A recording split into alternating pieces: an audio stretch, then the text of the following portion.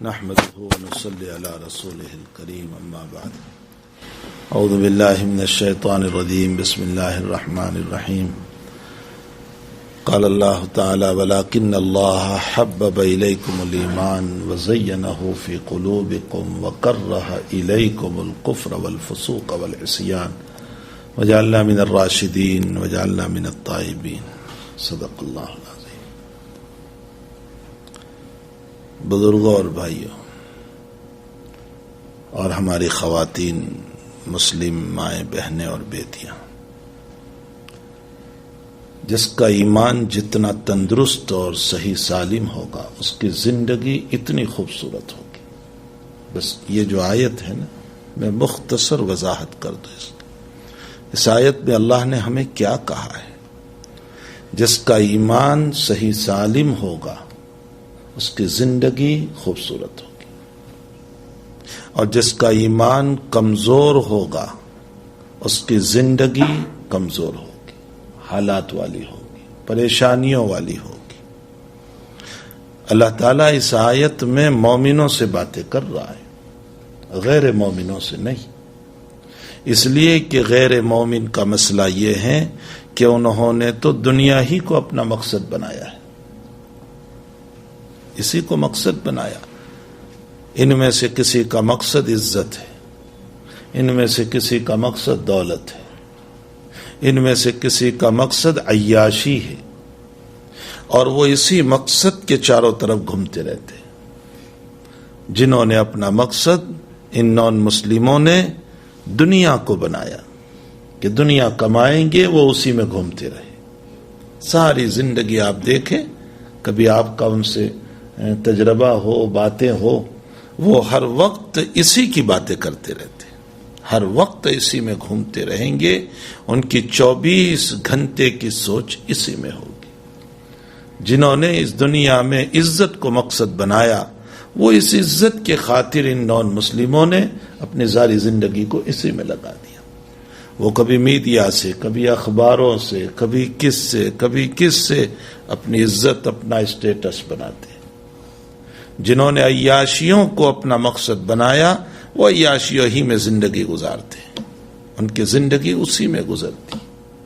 اللہ ان سے نہیں کہہ رہا ہے، اللہ مومنوں سے کہہ رہا ہے، اس لیے کہ مومن نے ایمان کلمہ پڑھ کر کے اللہ سے اپنے تعلق کا دعویٰ کیا ہے کہ میرا تجھ سے تعلق ہے۔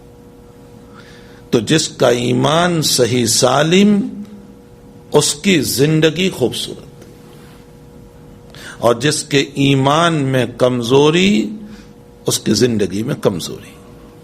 یہ ایک عطل فیصلہ ہے اللہ تعالیٰ کا، یہ حق تعالیٰ جل شانہ کا ایک عطل فیصلہ ہے۔ اب دیکھیں، کچھ لوگ خودکشی کر لیتے ہیں، سوسائڈ کر لیتے ہیں۔ کیا ان کے پاس دولت کی کمی ہے؟ بہت سو کے پاس خوب دولت ہے، لیکن خودکشی کر لیتے۔ بعضوں کے عزت کے چرچے ہیں، لیکن خودکشی کر لیتے۔ بعضوں نے عیاشیوں میں زندگیاں گزاری ہے، لیکن خودکشی کر لیتے، سوسائڈ کر لیتے ہیں۔ کیوں؟ اس کی وجہ یہ ہے کہ چونکہ ایمان نہیں ہے، اس ایمان کے نہ ہونے کی بنیاد پر اندر کی زندگی جو ہے وہ پریشان ہے۔ یہ طے شدہ بات ہے کہ جتنا ایمان مضبوط، اتنا اندر سے راحت، سکون، پھر حالات میں بھی سکون، پھر مصائب میں بھی سکون، پھر بھوک میں بھی سکون، پھر بیماریوں میں بھی سکون، پھر پریشانیوں میں بھی سکون، پھر ہماری عزت پر کوئی حملہ کرے تو بھی سکون۔ کیوں سکون؟ ایمان مضبوط ہے۔ اگر ایمان ہمارا خوبصورت اور مضبوط ہے تو ہر مصیبت میں قلبی سکون نصیب ہوگا، اور جب ایمان کمزور ہے تو اس صورت میں دل بے چین رہتا ہے، پریشان رہتا ہے، راتوں میں نیند نہیں، سکون نہیں ہے۔ اسی لیے آپ دیکھیں، اور ایمان کمزور کس سے ہوتا ہے؟ قرآن اور حدیث یہ کہہ رہا ہے کہ ایمان کمزور ہوتا ہے گناہوں سے۔ بلکہ اس وقت اگر دیکھا جائے تو خود مسلمانوں کا حال یہ ہے کہ ہمارے ایمان، میں اپنی بات کر رہا ہوں کہ ہمارے ایمان کی کمزوری کی وجہ سے ہمارے ہونٹوں پر مسکراہٹ ہے، ہمارے دل رو رہے ہیں، بے چین ہیں۔ اس کی وجہ کیا ہے؟ ہمارا ایمان مضبوط نہیں۔ حضرات صحابہ کرام رضوان اللہ تعالی علیہ مجمعین کا ایمان جب مضبوط تھا تو وہ غزوہ احد میں مرتے مرتے بھی مسکرا رہے تھے۔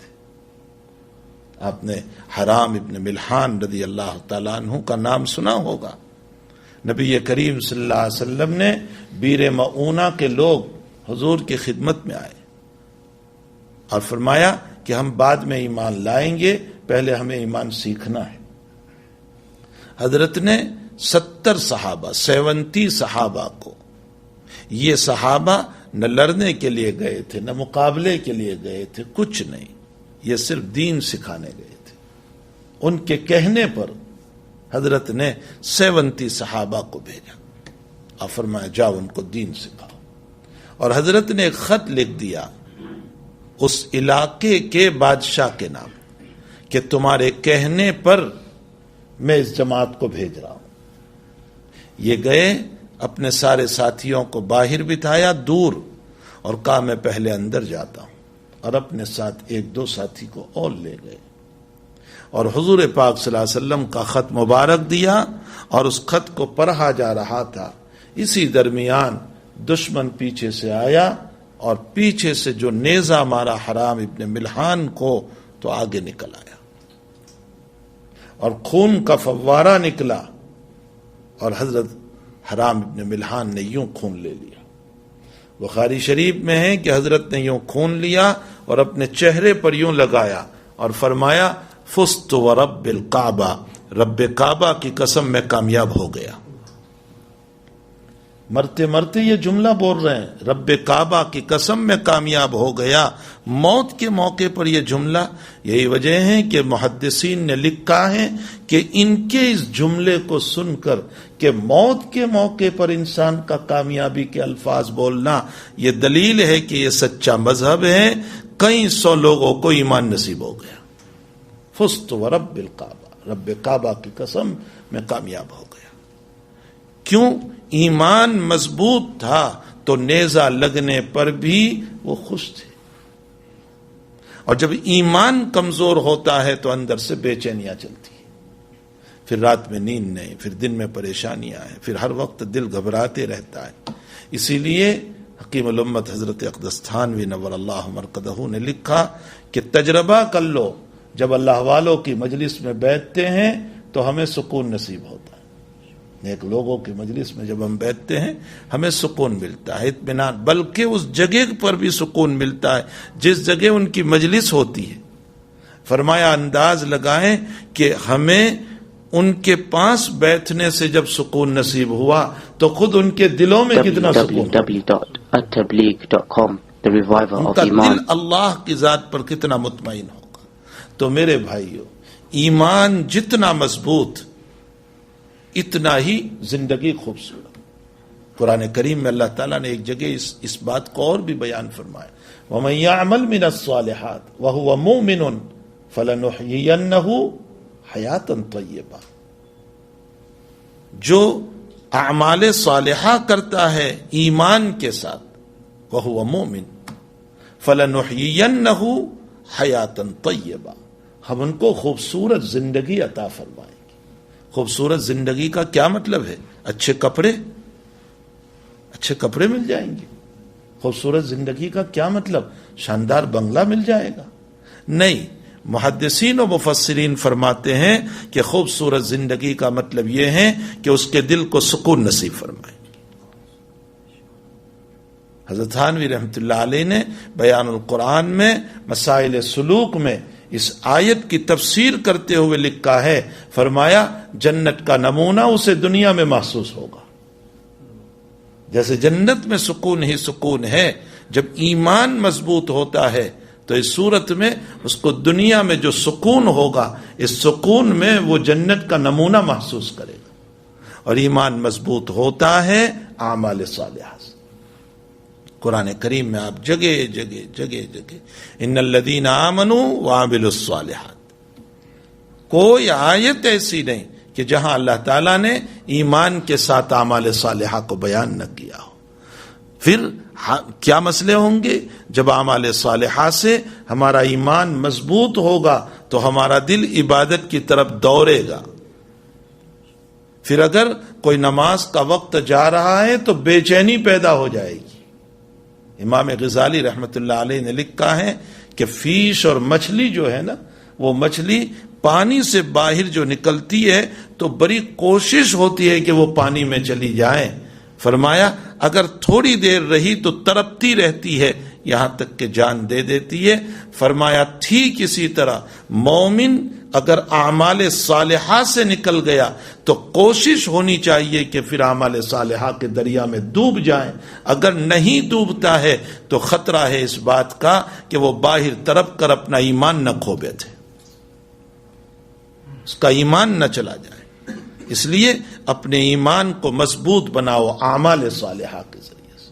اللہ تعالیٰ فرماتے ہیں وَلَكِنَّ اللَّهَ حَبَّبَ إِلَيْكُمُ الْإِيمَانَ، اللہ تعالیٰ نے تمہارے دلوں میں ایمان کی محبت ڈال دی۔ حَبَّبَ إِلَيْكُمُ وَزَيَّنَهُ فِي قُلُوبِكُمْ، اور اس ایمان کو اللہ نے تمہارے دلوں میں خوبصورت بنایا۔ وَزَيَّنَهُ فِي قُلُوبِكُمْ، مومن کے دلوں میں اللہ ایمان کو بہت خوبصورت بناتا ہے۔ جو چیز خوبصورت ہوتی ہے نا، انسان دوڑتا ہے اس کی طرف۔ یہ اللہ ہی کا فضل ہوا کہ اس مالک نے ہمارے لیے ایمان کو خوبصورت بنایا تاکہ ہم دوڑیں ایمان کی طرف۔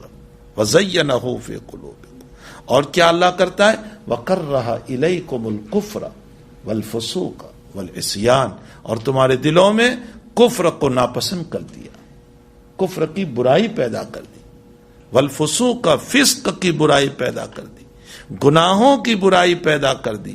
یہ اللہ ہی نے کیا ہے۔ جس اللہ نے یہ کام کیا اس اللہ کے دیے ہوئے ایمان کو ہمارے اعمال صالحہ سے مضبوط کرنا چاہیے، ورنہ رب کریم کہے گا کہ ہم نے تو تمہیں ایمان مزین کیا تھا اور کفر کی نفرت ڈالی تھی، تم ہی تھے کہ گناہوں میں دوڑ رہے تھے، تم ہی اس کی طرف لپک رہے تھے، اور دنیا کی زینت اور دنیا کی خوبصورتی پر تم دوڑتے چلے جا رہے تھے۔ تم نے نہ میرے ایمان کو دیکھا، نہ اعمال صالحہ کو دیکھا، نہ عبادت کو دیکھا۔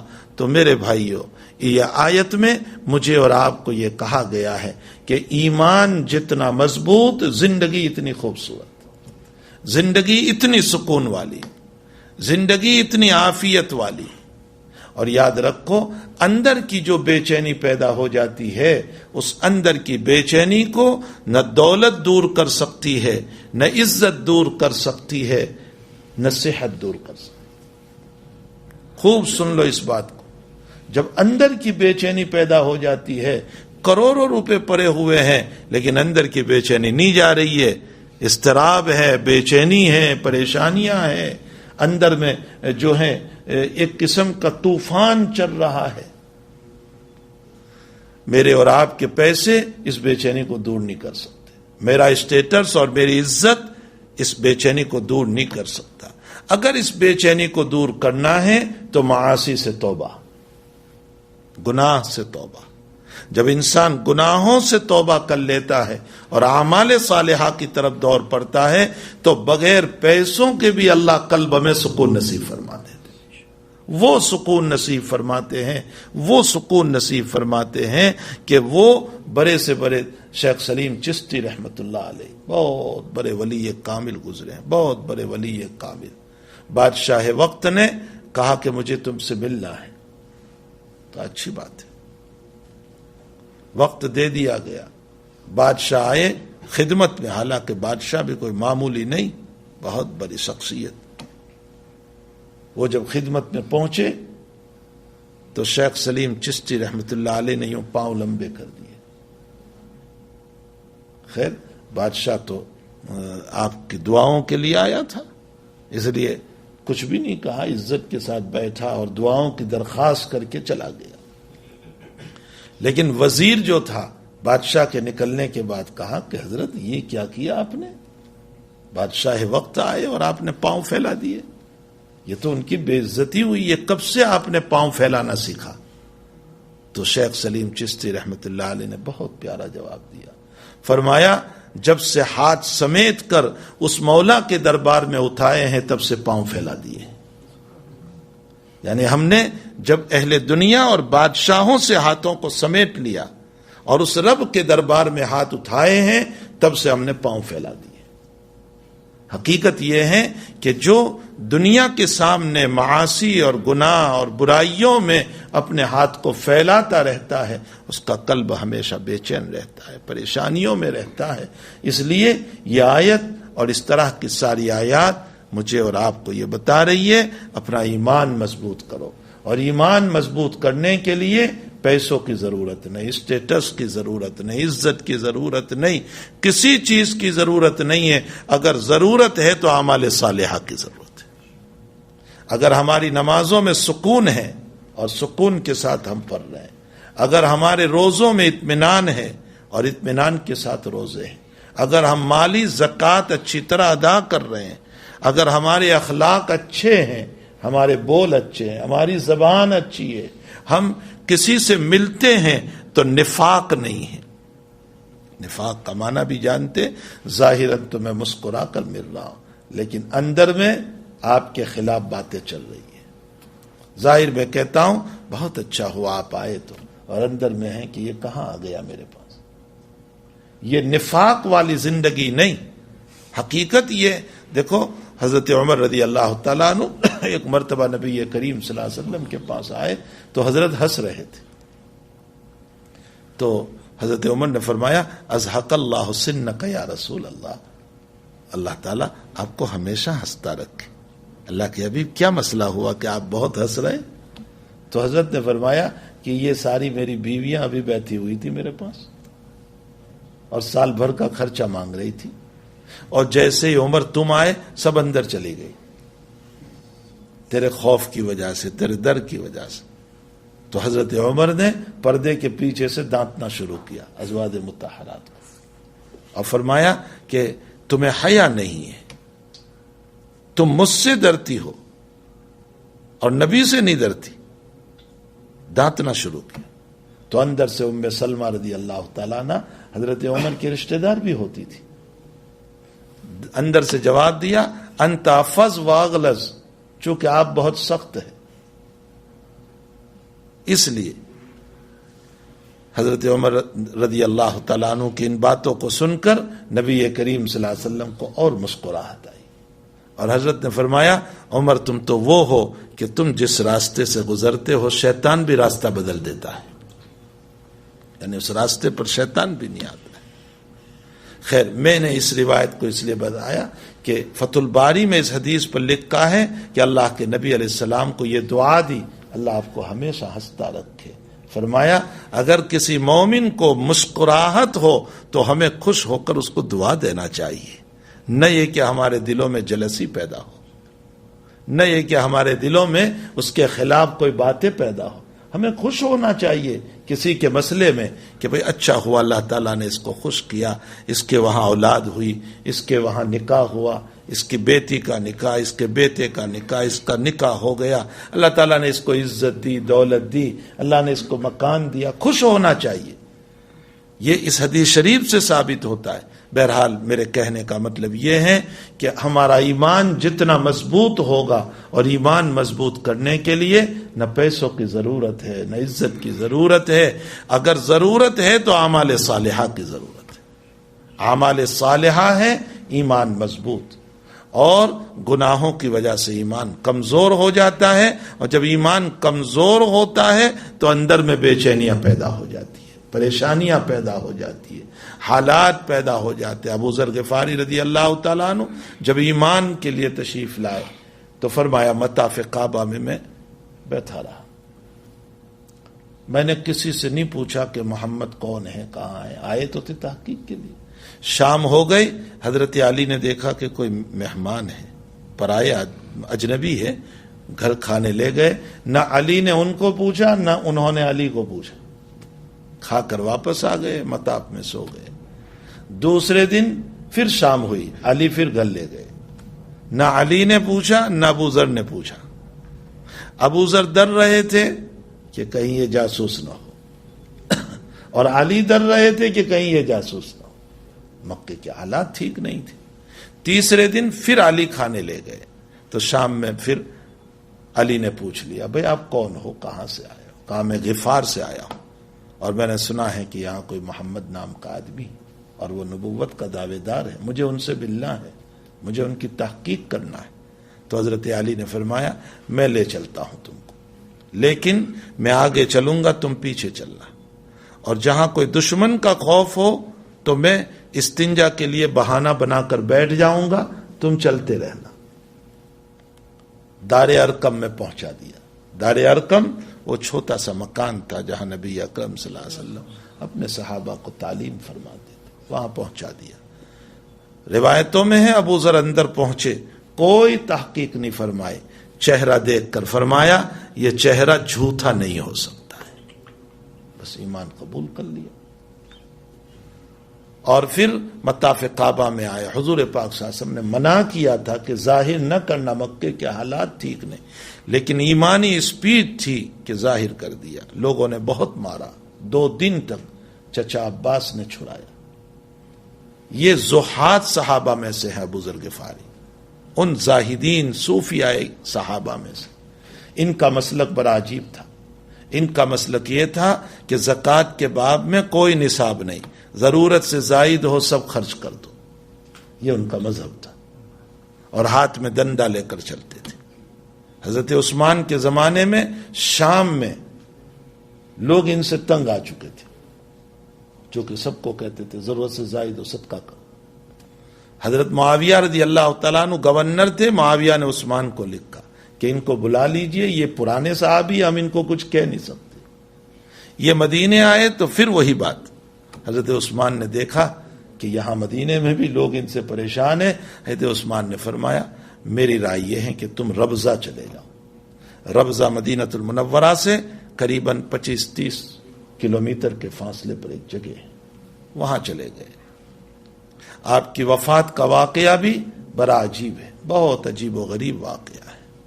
آپ کے حالات میں لکھا ہے کہ آخری بیماری میں آپ جب تھے اور بے ہوشی ہونس چل رہے تھے, آپ کی اکیلی بیوی تھی ساتھ میں اور کوئی نہیں تھا, تنے تنہا تھے.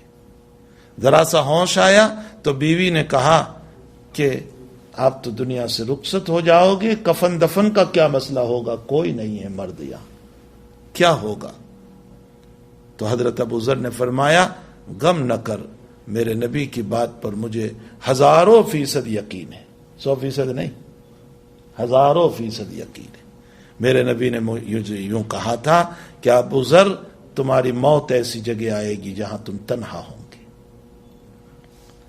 اور تمہاری موت کے موقع پر ایک قافلہ گزرے گا, اور اس قافلے کا امیر تیری جنازے کی نماز پر آئے گا. تو اپنی بیوی سے کہا کہ میرے نبی کا بات کبھی جھوٹی نہیں ہو سکتی, تو بکری ذبح کر لے اور ذبح کر کے کھانا بنا لے, اس لیے کہ میری موت کا وقت آ چکا ہے تو اس قافلے کا وقت بھی آ چکا ہے. آپ انداز لگائیں کہ کیسا یقین تھا جناب رسول اللہ صلی اللہ علیہ وسلم کی باتوں پر. مجھے اور آپ کو پیرس کے موجود ہونے پر یقین ہے, اور چاند کے اوپر جانے کا یقین ہے, اور نہ معلوم کیا کیا یقین ہے. اگر یقین نہیں تو نبی کی بات پر یقین نہیں. ابو ذر نے فرمایا کھانا تیار کر, چونکہ میری موت کا وقت ہے تو وہ قافلہ بھی ضرور یہاں سے جائے گا. ادھر بکری ذبح کر کے کھانا پکایا. فرمایا کہ مجھے سفید چادر اڑا دے. چادر اڑا دی. فرمایا کہ اب تم باہر جاؤ, اور وہ قافلہ کوئی گزرتا ہوا نظر آئے تو ان کو کہہ دینا کہ نبی کا ایک صحابی یہاں پڑا ہوا ہے, آخری وقت میں ابو ذر ہے, تم چلو اور نماز پڑھاؤ اور تجہیز و تکفین کا انتظام کرو. آپ کی بیوی گئی, کچھ دیر ٹھہری, اتنے میں کچھ غبار اڑتا ہوا نظر آیا. ایک قریب جماعت آ گئی جو یمن سے مکے جا رہی تھی. چونکہ اس وقت حضرت عثمان رضی اللہ تعالیٰ عنہ کا زمانہ تھا اور بڑے فتنے چل رہے تھے. حضرت عثمان کی نرمی سے لوگ غلط فائدے اٹھا رہے تھے. تو حضرت عثمان نے حج کے موسم میں حج سے فراغت کے بعد ایمرجنسی میٹنگ بلائی تھی, اور اس میٹنگ میں یہ لوگ شرکت کے لیے جا رہے تھے. جب یہاں سے گزرے تو بیوی نے ہاتھ کیا کہ ٹھہر جاؤ، یہاں نبی کا ایک صحابی ہے ابو ذر، وہ موت کے منہ میں پہنچ چکا ہے، تجہیز و تکفین کے لیے کوئی آدمی نہیں ہے، آپ چلیے۔